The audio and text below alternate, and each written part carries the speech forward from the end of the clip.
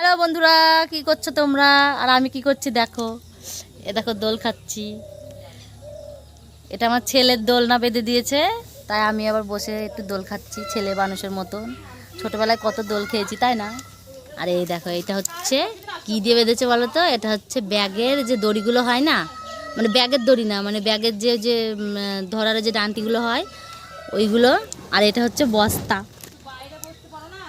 দেখো, আর এইগুলো না ভালো ভালো মানে শক্ত আছে, যার জন্য ছিঁড়বে না। তো দেখো, যে বসে দোল খাচ্ছে এখন বিকেলবেলায়। আর গরম লাগছে, তার জন্য চুলগুলো এমন করে বেঁধে রেখেছি। আর ওই দেখো পিছনে ওই পেঁপে গাছটা দেখতে পাচ্ছ?